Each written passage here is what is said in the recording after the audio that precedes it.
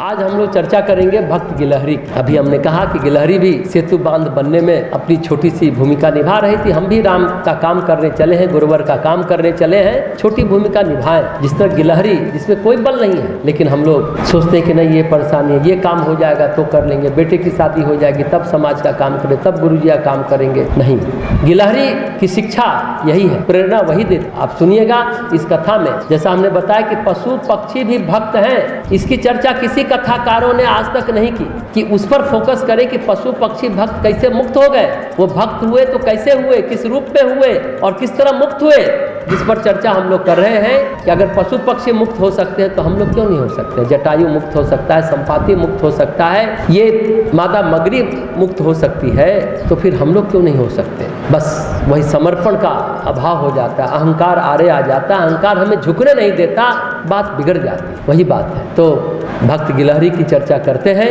मजे की बात, इस कथा का संबंध रामचरितमानस से नहीं। रामचरितमानस में गोस्वामी तुलसीदास जी ने गिलहरी की चर्चा नहीं की है, ये अन्य रामायणों में। इस कथा का संबंध रामेश्वरम की स्थापना से है, इस कथा का संबंध हनुमंतेश्वर स्थापना से है, इस कथा का उल्लेख कल्याण पत्रिका में है, इस कथा का संबंध आनंद रामायण से है, इस कथा का संबंध स्कंद पुराण के ब्रह्मखंड और सेतु महात्म खंड से है। लेकिन यह कथा बहुत प्रचलित है और प्रसिद्ध है, लेकिन रामचरितमानस में नहीं है। कल्याण पत्रिका के हनुमान अंक की कथा यह है कि सेतु बंध रहा था, बड़े बड़े बंदर, बड़े बड़े भालू, बड़े बड़े लोग, भारी भारी पर्वत, भारी भारी चीज लेकर 100 योजन का सागर बांध रहे थे। अब देखा कि एक गिलहरी वहां जाती है, समुद्र के बालू में लौटती है, रेत लेकर आती है, जहाँ पुल बन रहा था वहाँ शरीर को झाड़ देती है। अब हनुमान जी की दृष्टि उस पर गई।